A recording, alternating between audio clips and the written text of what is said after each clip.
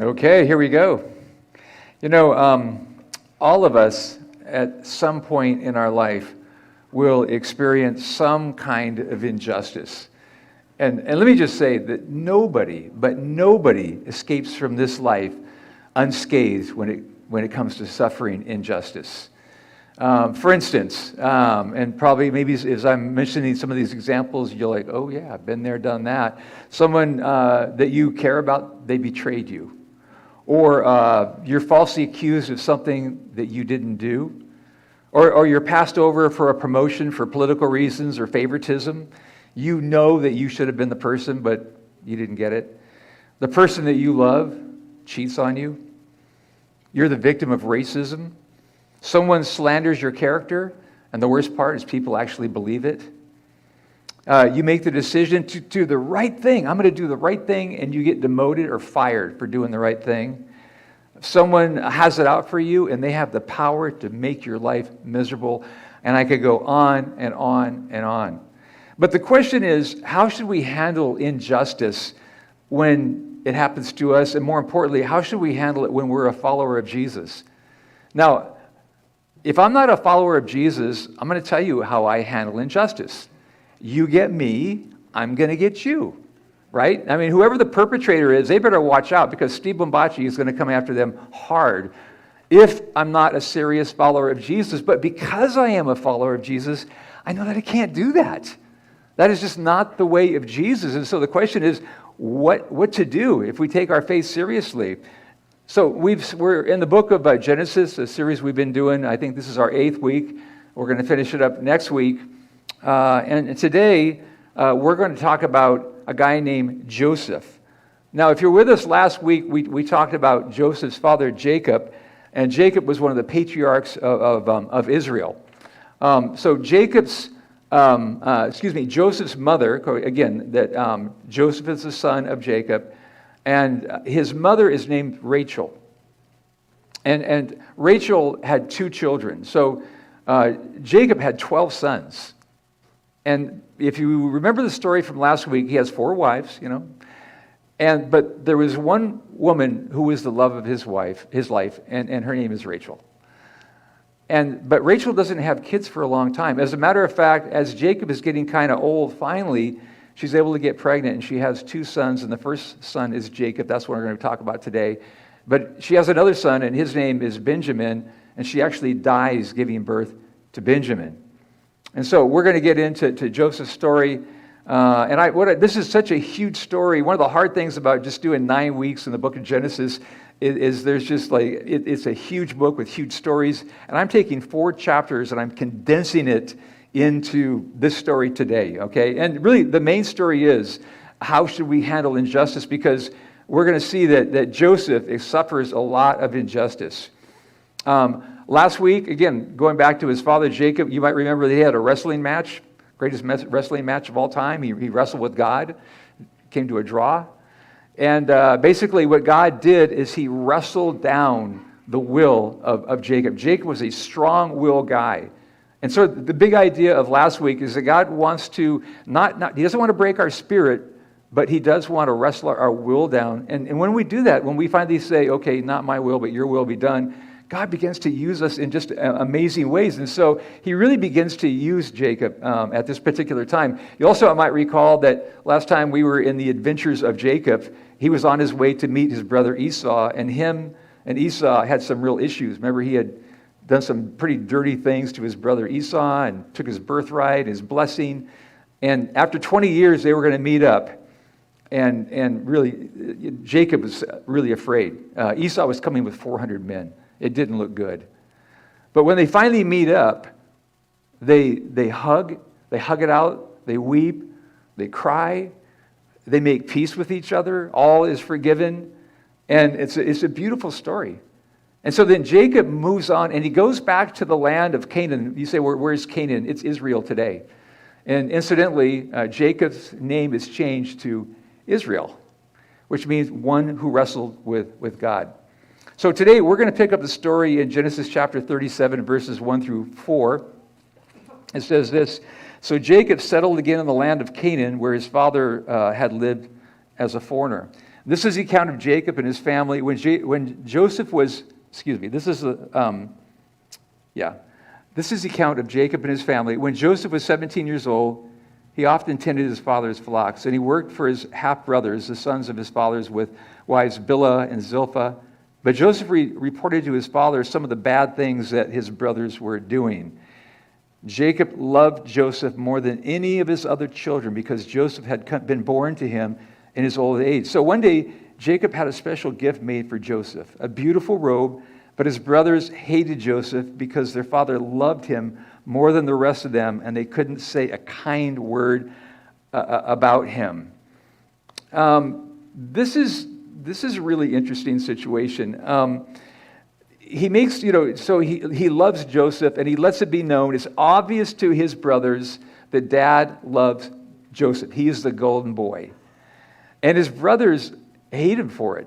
But to make matters worse, and by the way, Jacob has to be like one of the worst parents of all time. It's good that he learned a lot of things from God, but he was a terrible parent. And this is interesting, I think. When you look to the Bible for instructions on how to raise children, there's some good instructions. When you look to the Bible for examples of people that lived a way that they were good parents, you don't find, I tell you the truth, I can't find any.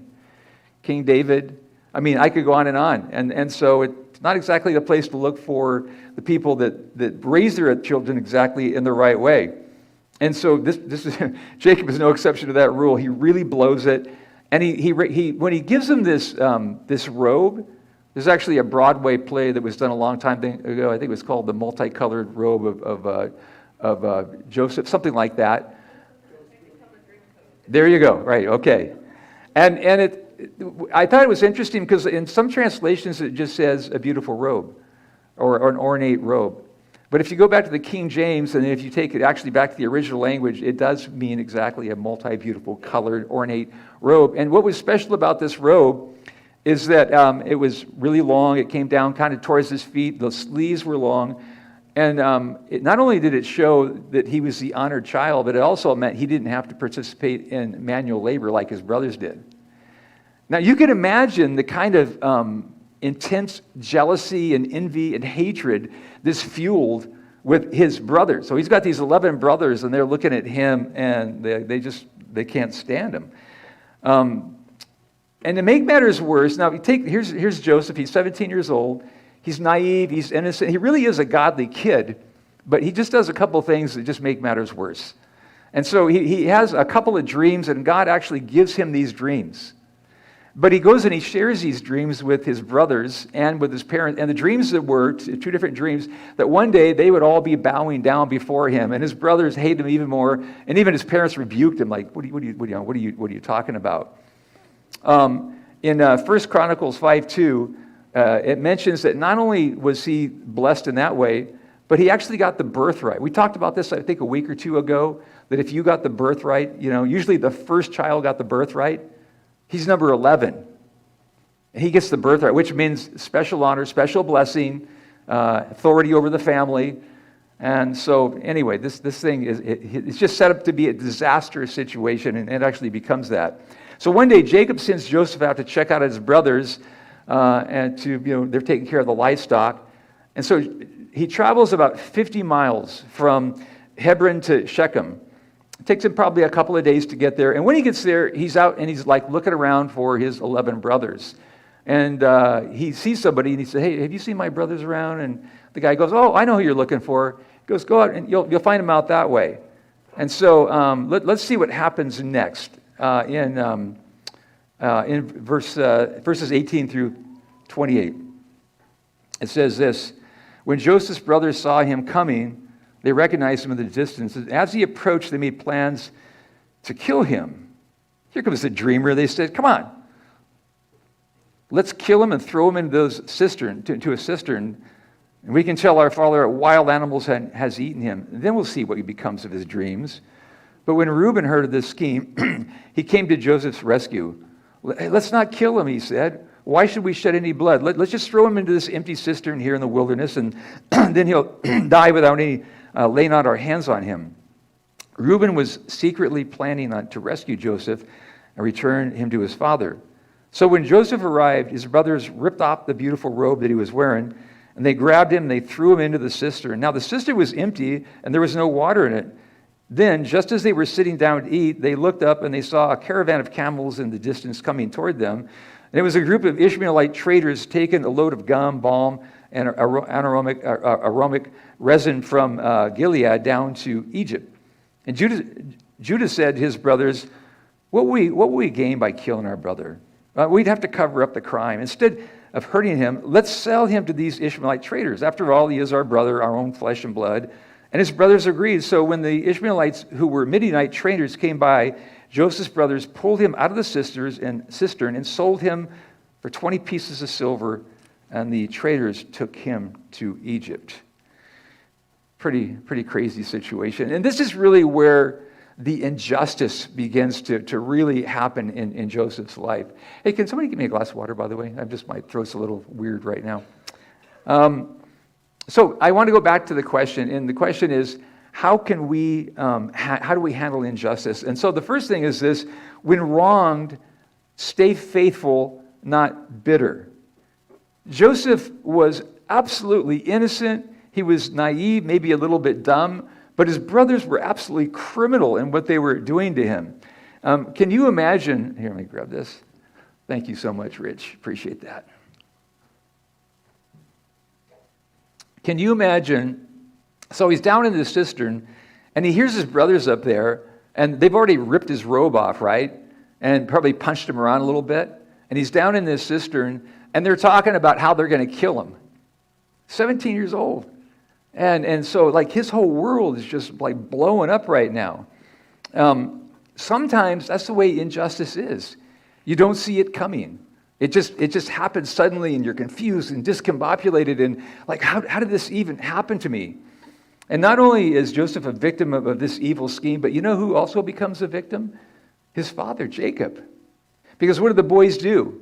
The boys come back, and they've concocted this story up, and here's the robe, and they put some goat blood on it, and they hand it to their dad, and they go, hey, Dad, something really awful has happened to Joseph. Check it out, And so, Dad looks at it, and what they don't realize, they know that he's the favored son, but they don't fully understand the impact it's going to have on Jacob, because he grieves like no man has grieved, and he was inconsolable. And it just said that he said, my gray head is going to go down to the grave, and they're trying to comfort him, and it goes on, and he's just inconsolable. Well, let's look at verses 1 through 3 in chapter 39. And it says, when Joseph was taken to Egypt by the Ishmaelite traders, he was purchased by Potiphar, the Egyptian officer. And Potiphar was captain of the guard for Pharaoh, the king of Egypt. And the Lord was with Joseph, so he succeeded in everything that he did as he served in the home of his Egyptian master. And Potiphar noticed this, and he realized that the Lord was with Joseph, giving him success in everything that he did. Again, Joseph is he's a godly character. So when you suffer, don't get bitter. And so he didn't get bitter. But also, secondly, don't compromise your biblical values, even if it makes your life harder. And sometimes it will.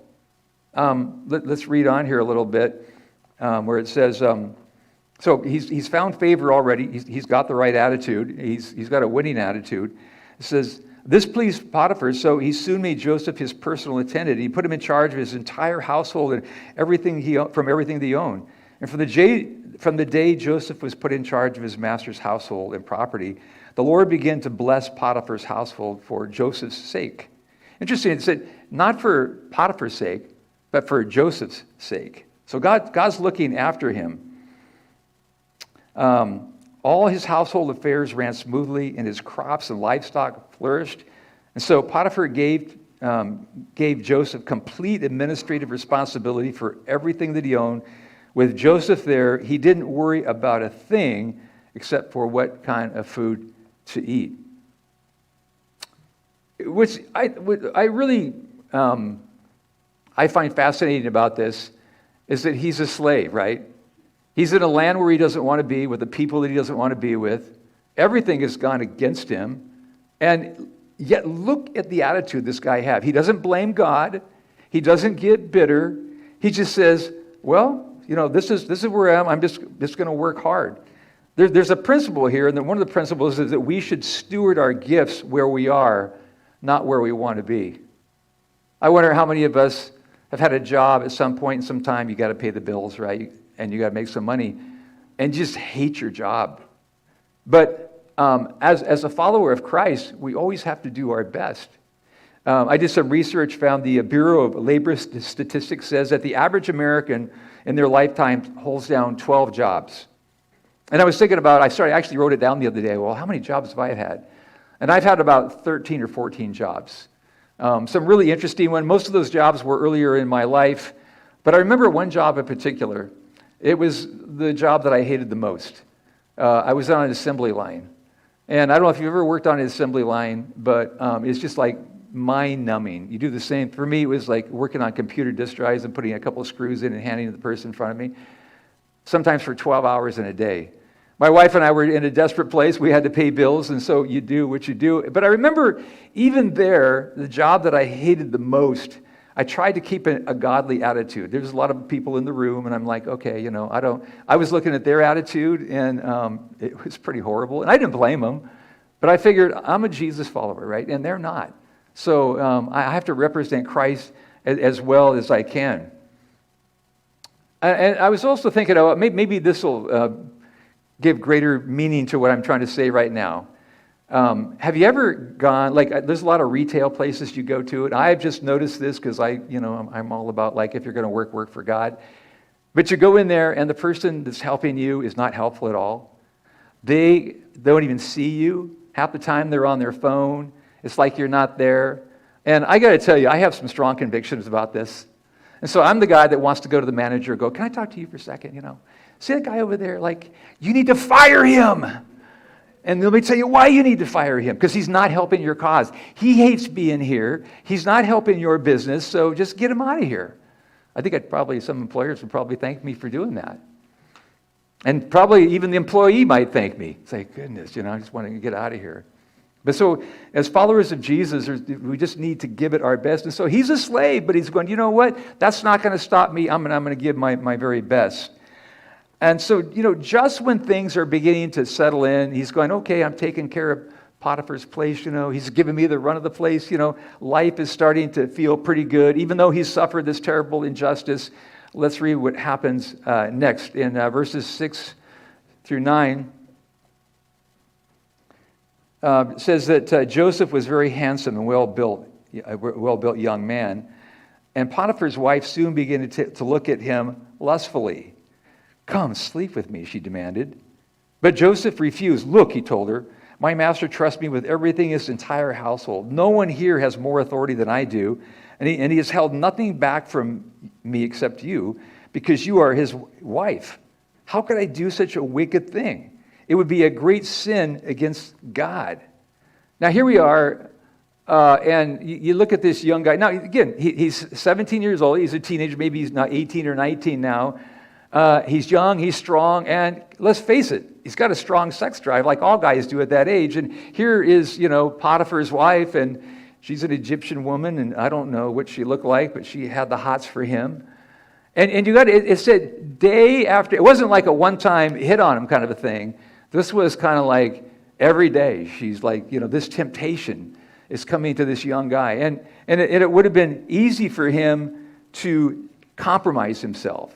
It would have been easy for him to say, you know what? I have been through a really hard time. I owe it to myself to have a little bit of fun. Maybe you've felt that way at some point in your life, and you're like, yeah, I've been suffering, so I'm going to go out and do maybe something that's really stupid and sinful. But you're like, God, you kind of owe me because, I've been suffering. But he didn't take that view at all. He was like, you know what? No matter where I go, I'm going to serve God, and I'm going to stay faithful to God. Let's continue reading. It gets worse. Verses 10 through 15. She kept putting pressure on Joseph day after day, but he refused to sleep with her, and he kept her out. He kept out of his way, kept her out of his way as much as possible. One day, however, no one else was around when he went to his work. And she came and she grabbed him by his cloak, demanding, "Come on, sleep with me." This is a total setup. I'm trying to imagine, you can use your imagination a little bit, what this was like. And so day after day, she's trying to paw him, and he's like, no, get away from me. I don't want to do that. But this day he walks in and there's nobody around. You got to know this is a setup. And we don't know, what she was looking like. There may have been few, if any, clothes on. And, she had the Egyptian makeup and the whole thing, and like, "Hey, boy, come on over here." Total setup. But he doesn't fall for it. He doesn't go for it. Reading on. "Come on, sleep with me." Joseph tore himself away, but he left his cloak at her hand, and he ran from the house. And when she saw that she was holding his cloak and he had fled, she called out to the servant. Soon all the men came running. "Look," she said, "my husband has brought this Hebrew slave here to make fools of us. He came into my room to rape me, but I screamed. And when he heard me scream, he ran outside and he got away, but he left his cloak with me." Wow. Talk about injustice. Here he is. He's like doing the right thing for God. And then that happens. And you could have thought to himself, "Thanks a lot, God. Like, I'm doing the right thing, and this is what I get?" Well, let's read verses 19 through 20. And it says, Potiphar was furious when he heard his wife's story about how Joseph had treated her. And so he took Joseph and he threw him into the prison where the king's prisoners were held, and there he remained. Wow. Sad situation. He's a slave. Now he's in prison. It says in 1 Peter chapter 2, verse 21, it says, "For God called you to do good, even if it means suffering, just as Christ suffered for you. He is our example, and you must follow in his steps." There's a principle there. Sometimes when we do the right thing, things don't exactly turn out like we want to. And Christ suffered a lot for doing the right thing. So in verses 21 through 23, it says, "But the Lord was with Joseph in the prison, and he showed him his faithful love. And the Lord made Joseph a favorite with the prison warden. Before long, the warden put Joseph in charge of all the other prisoners and over everything that happened in the prison. And the warden had no more worries because Joseph took care of everything." Here, his character just comes shining through again. It says the Lord was with him and caused everything he did to succeed. So even though he had been wrongly accused, now he's been thrown into the king's prison, he's still being faithful. And by the way, the king's prison was the worst prison. I found this in Psalm 105:18, where it says, and they're talking about Joseph here, "They bruised his feet with fetters and placed his neck in an iron collar." So his feet are fastened down by these chains. He's got an iron collar around his neck for doing the right thing. A lot of injustice going on there. The next thing that we see is we need to remember that the Lord is with us. And I'm sure at this point, Joseph is kind of wondering, like, "God, I keep trying to do the right thing, and these bad things keep happening to me." It's hard to remember the Lord, or to at least think that he's with us when things are bad, and sometimes even go from bad to worse, when it just seems like everything is going against us. I'm sure Joseph was wondering about that. He was probably asking the same kind of questions that you and I ask when injustice happens to us. Like, "God, why is this happening to me? Did I do something to deserve this?" I learned a long time ago that why is not always the best question to ask. Usually it ends in frustration. But if you ask the question, "What?" it's a lot better question to ask. Like, "God, what is it that you're trying to show me? What is it that you're trying to teach me?" And in some occasions, it'll become very obvious and evident to you. See, here's what Joseph didn't see. And oftentimes there's stuff happening behind the scenes. God is orchestrating things. He's working on our behalf. And so behind the scenes, God actually is working something out. Only Joseph can't see it. He's completely in the dark. But there's a divine appointment with a couple of guys that are in the same prison that he's in the king's prison. And so let's read verses 1 through 8 in... Well, actually, we're not going to read it. We'll just talk about that one. So verses 1 through 8 in Genesis, what happens is there's these two guys. One of them is the cupbearer of the king, and he got thrown in prison. And then there's the baker of the king, and he also got thrown in prison. And so one day, these guys have a dream. The dreams are really disturbing them. And so by this time, apparently, Joseph has gained favor with the warden, so he doesn't have the thing on his neck anymore. He's able to be out and about. And he's talking. He sees these two guys, and these guys are really stressed. And Joseph said, hey, what's up with you guys? What's going on? You look like you're really bummed out. And they're like, yeah, we both had these really weird, intense dreams last night. And we just feel like that there's a meaning to them, but we don't know what the meaning is. And so Joseph says, well, you know what? God interprets dreams. Tell me what your dream is. And so both of them tell him their dream.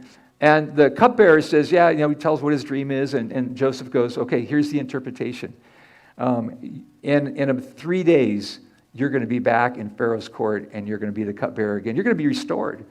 And so he's like, yay, this is like amazing news. And then the baker looks at him and goes, what about me? And he goes, not such good news. In 3 days, you're going to be executed. But the cupbearer says to him, or he actually says to the cupbearer, he goes, hey, when you're back in Pharaoh's court, will you please remember me? Remember what I did? I shouldn't be in here. I didn't do anything to deserve being in this place. In 41:1, it says, 2 years passed after Joseph interpreted the dreams, which means that for 2 years, now he's been in there for several years now. We're not sure how many years, but he's been in this prison for quite some time now. And after he interpreted the dream of the cupbearer, you got to imagine that there was a lot of hope in that moment. He's like, okay, anytime, boy, the cupbearer is going to tell Pharaoh or somebody important, and they're going to get me out of this place. And then year 1 goes by. Oh, wow. And then year 2 goes by. And again, you got to wonder if he's thinking some of the same things that we think. God, did you forget about me? Like, I'm suffering. I shouldn't be in this place. As a matter of fact, maybe you're here right today, and that's you. You're like, yeah, Steve, I've suffered some kind of injustice. Something's really is going on in my life, and it's hard, it's difficult. I don't get it. I don't deserve this, and I'm suffering. But here's what you need to know. God is with you.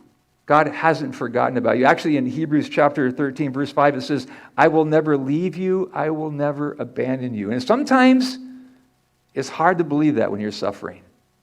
Sometimes when you're suffering, it's like, I want to believe that, God, but it just doesn't feel like it. And the last thing that we learn when you are suffering an injustice is that you have to hang on to hope. But it's so hard to hang on to hope when there's no evidence. There was no evidence. Joseph is completely in the dark. Literally, it was dark in that prison. There's no indication that he's going to get out of prison ever. He's still young. He's got his whole life ahead of him. In Proverbs chapter 13, verse 12, it says, hope deferred makes the heart sick. I can relate to that. You just keep on hanging on to hope, hanging on to hope. That's why we always have to keep the conviction that God reigns over the details of our life, even if we can't see it. And that's the hardest part of it.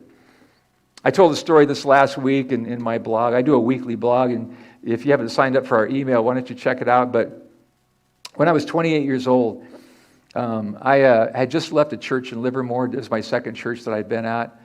And the church, it was kind of in decline, and the pastor came to me one day. I was a youth pastor / associate pastor, and he said, Steve, we're going to have to let you go. Things aren't going well. And I said, oh, okay. And to be quite honest with you, I was kind of glad. It was a tough situation. And so I was in the Northern California district at that particular time, and I was with the denomination, the Assemblies of God, and I was pretty well known in that area. Had a pretty good reputation. And I remember shortly thereafter, I had my resume all done up. I began to send my resume out because I would network with other churches, and I knew a lot of these pastors and churches, and immediately I began to have interviews. And there was something that changed, though, something that was really, really difficult for me. So just to give you a little history on myself, when I was 16 years old, my dad, even way before that, my dad had prepped me and taught me how to present myself for work. And every job I ever wanted, I got. I know how to represent myself. I know how to get work, and I was really good at it. By the time I was 16 years old, my dad had me interviewing people to work for him. I'm 16 years old, and I'm interviewing adults. And that's how much my dad trusted in me. And so I know how to, I know how to give an interview. I know how to read a room. And so I start doing these interviews, and everything has changed. Now, when I'm doing the interview, it's great. I'm looking around. I can tell there's excitement in the room. I'm reading the room, and I'm going, okay, I can tell they like me. I think I got a good shot at this place. 3 or 4 days later, I'd get a phone call, and everything had changed. From the moment that I heard the voice, I'm like, whoa, what happened? And it changed. It was all kinds of different things. Well, Steve, we didn't really quite feel like you were the guy. Sometimes they didn't even get back to me. And so there was a lot of interviews.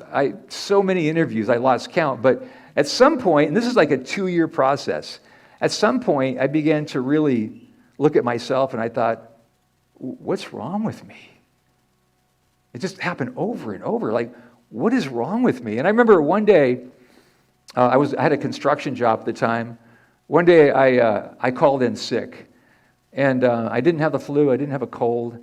I had the worst depression I'd ever experienced in my life. And I just remember that day, I just crawled up into a fetal position in my room. And I just cried and I prayed all day. And my prayer was like, God, what is happening to me? Why is this happening to me?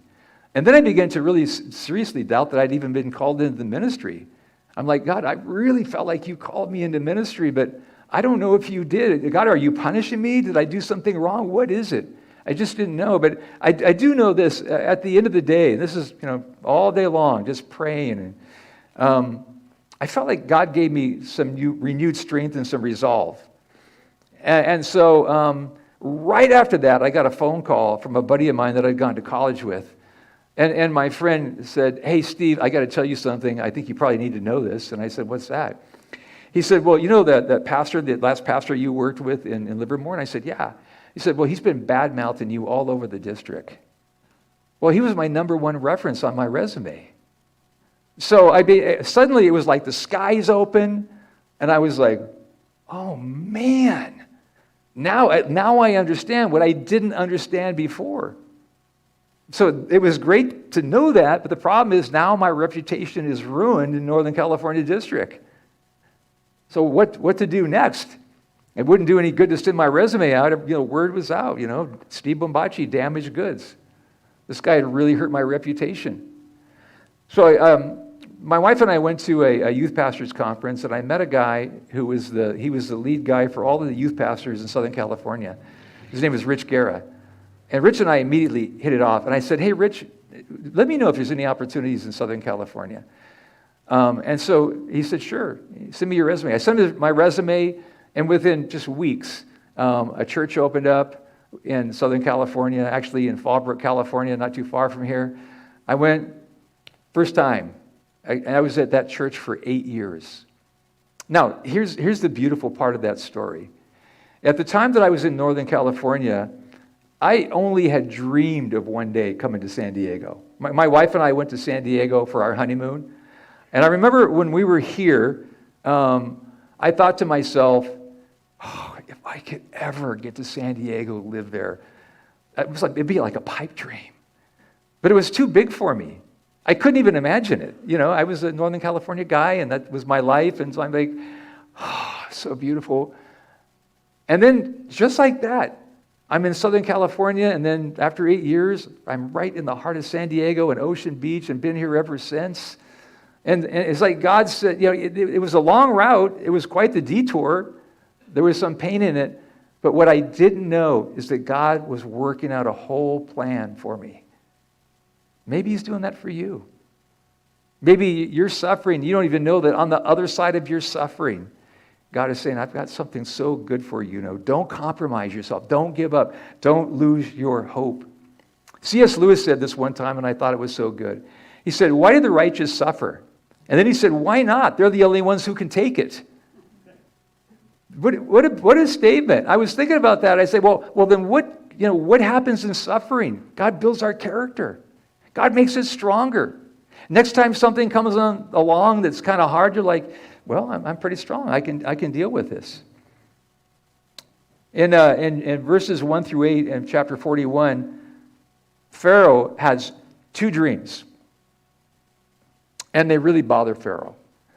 And by the way, Pharaoh is like, he's like the most prominent and powerful man in the world at this particular time. And so he calls in all his magicians, he calls all of his wise men in, and he goes, hey, I had these two dreams, and he tells them, they're all like, we don't know. And he's like, oh. But then all of a sudden, remember the cupbearer? The cupbearer goes, oh, man, I'm sorry. I just remembered. There's this guy in prison where I was, where you remember that one time you got mad at me and you put me in prison? Yeah. He says, well, there's this guy there, and he interprets dreams because he interpreted a dream for me and for the baker, and it came true. And so you should call this guy in. Well, he does. Let's read about it in verses 37 through 40, chapter 41. Finally, the king chief's cupbearer spoke up. Today I've been reminded of my failure, he told Pharaoh. Some time ago, you were angry with the chief baker and me, and you imprisoned us in the palace of the captain of the guard. And one night, the chief baker and I each had a dream, and each dream had its own meaning. And there was a young Hebrew man with us in prison who was a slave to the captain of the guard. And we told him our dreams, and he told us what each of our dreams meant. And everything happened just as he had predicted. I was restored to my position to cupbearer, and the chief bearer was executed and impaled on a pole. Pharaoh sent for Joseph at once, and he was quickly brought from the prison, and he shaved and changed his clothes, and he went in and he stood before Pharaoh. And then Pharaoh said to Joseph, I had a dream last night, and no one can tell me what it means. But I've heard that when you hear about a dream, you can interpret it. It's beyond my power to do this, Joseph replied, but God can tell you what it means and set you at ease. So he goes from being in this filthy prison, they shave him up, make him look really nice, bring him in before Pharaoh, and suddenly he's standing before the most powerful man of the world at that particular time. And then what happens next is so mind-blowing because he interprets the dream for Pharaoh. And you know who gave Pharaoh the job, even though Pharaoh is not a believer in God? God gave Pharaoh these dreams. And Joseph interprets them perfectly, and he goes, this is going to happen. For the next 7 years, it's going to be like a bumper crop. God's going to totally bless Egypt. There's going to be more crop than you know what to do with. But the following 7 years, the land is going to be ravaged. There's going to be a famine. There's going to be drought. And so here's what you do, and I love this. So Joseph begins to tell Pharaoh, so here's what you got to do. You need to take a fifth of everything that you get in these following years and store it up. And he just has this beautiful plan, And you can imagine they're all looking at this young guy. Now, Joseph is 30 years old at this point. So for 13 miserable years, he's been suffering. But suddenly, in just this one moment, in one day, he's standing before Pharaoh, and he's telling Pharaoh about what he thinks he should do. And you know what Pharaoh does? Pharaoh looks at all his wise men, all his magicians, his administration, and he goes, well, there's nobody as smart as that guy is. Certainly you guys aren't. He goes, why don't we make this guy, it's his plan, it's beautiful. Why don't we make him like the prime minister of Egypt? And so just like that, he becomes, Joseph, the prime minister of Egypt. But God has more for him. And we'll talk about that next week. Because not only has he now become the prime minister of Egypt, second in command to only Pharaoh, but God's going to do some really amazing thing through Joseph's life. Well, here's what I want to leave you with. You came in here today, and maybe you're suffering, and maybe you've suffered some kind of an injustice. And as we've talked about how to handle that in a Jesus kind of way, I hope that you'll take that home with you. I hope maybe you'll hang on to hope. You won't compromise yourself. But you'll say, okay, God, I can hang on some more. I can trust you. I know that you're doing something behind the scenes that I can't see, but I'm going to trust that there's something on the other side of this. Let me pray with you. Lord, a lot of us know what it means to suffer injustice. It's awful. We didn't deserve it. Sometimes we never saw it coming. We don't even know what it means. We ask all the questions, why did this happen to me? And yet we know that you care for us. Your word says you'll never deny us or leave us. Lord, you're faithful to us. So I pray for anybody who is here today or listening to this on a podcast or watching it on YouTube, Lord, that they'll know in this moment, God, that you're for them. Your word says, if God be for us, who can be against us? They need some relief, Lord. That person that's going through it. They need some help. They need some encouragement. So help them just in this moment to call upon your name and just to receive the strength they need to go on, to take the next steps, and to know on the other side of what's ever happening, you're going to bless their life and help them. And we pray this in Jesus' name. Amen.